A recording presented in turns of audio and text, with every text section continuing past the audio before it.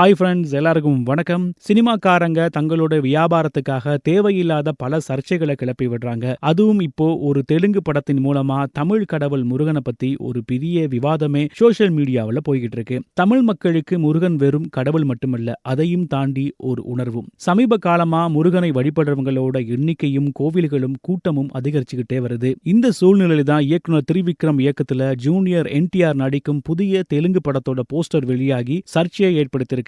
அதுல சூலாயத்துல வேல் இருக்கிற மாதிரி டிசைன் பண்ணிருக்காங்க. அது மட்டும் இல்லாம இந்த படத்துல ஜூனியர் என்டிஆர் முருகரா நடிக்கிறதாகவும் சொல்லப்படுது. இதோட நிக்காம அந்த படத்தோட தயாரிப்பாளர் நாகவம்சி முருகர் வட இந்தியாவில் பிறந்தவர் அப்படின்னு சொல்லி இந்த சர்ச்சையை இன்னும் பெருசாக்கி இருக்காரு. இதனால தமிழ் மக்கள் பலரும் தங்களோட கண்டனங்களை தெரிவிச்சு வராங்க. அந்த வகையில கோலங்கள், எதிர்நீச்சல் போன்ற மெகா ஹிட் சீரியல்களை இயக்கிய இயக்குனர் திருச்செல்வம் இந்த விஷயத்தை பத்தி தன்னோட ஆதங்கத்தை பேசியிருக்காரு. அவரு என்ன சொல்லிருக்காருன்னா, இப்போ ஒரு தேவையில்லாத பிரச்சனைய இந்த சினிமாக்காரங்க ஒரு தெலுங்கு படத்தின் மூலமா கிரியேட் பண்ணி விடுறாங்க. முருகனை பத்தி தவறான கருத்துக்களை பதிவிடுறாங்க. எல்லா கடவுளும் உங்களுக்கு தான் சொந்தமா அப்படின்னு மத்த மாநிலத்தில இருந்து கேட்கிறாங்க. முதல்ல ஒரு விஷயத்தை புரிஞ்சுக்கங்க. கடவுள் தோன்றுபவரும் அல்ல, மறைபவரும் அல்ல, உதிப்பவர். எங்க உதிச்சாரு அப்படிங்கிறது முக்கியம் இல்ல. வட இந்தியாவில் கார்த்திகேயன்னு வழிபடுறதா சொல்றாங்க. ஆனா அங்கேயே அல்லது தமிழ்நாட்டை தவிர தென்னிந்தியாவின் மற்ற மாநிலங்களிலோ பெரிய அளவில் முருகன் கோவில் கிடையாது. திருத்தணி, ஆந்திரா பார்டர் அவ்வளவுதான். மலேசியாவுல பெரிய முருகன் கோவில் இருக்கு. ஆனா அங்க போய் வழிபடுறது யாரு, கொண்டாடுறது யாரு, காவடி எடுக்கிறது எல்லாமே தமிழர்கள் தானே.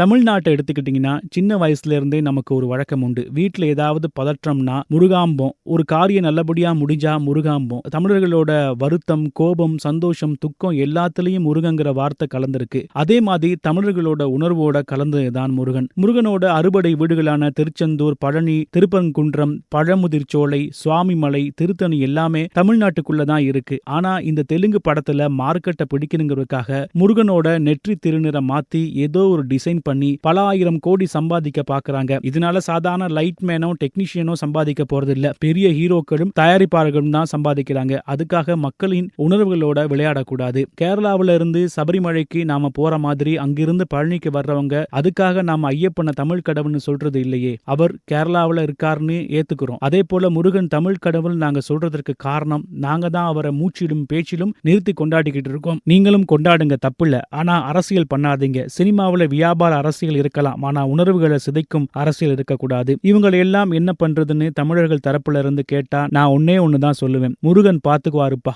நம்ம படைத்த கடவுளுக்கு தன்னை காக்க தெரியும். அவ்வளவுதான், போயிட்டே இருங்க. இயக்குனர் திருச்செல்வம் சொன்ன மாதிரி இந்த சர்ச்சைகளுக்கு பதிலடி கொடுக்கிற விதமா நடிகர் தனுஷ் தயாரிப்புல இயக்குனர் வெற்றிமாறன் இயக்கத்துல சாய் அபேங்கர் இசையமைப்புல தமிழ் முருகன் அப்படிங்கிற படம் உருவாகி வருது. இந்த படத்தோட அனௌன்ஸ்மெண்ட் வீடியோவில் கொற்றவை மகன் அப்படின்னு குறிப்பிட்டிருக்காங்க.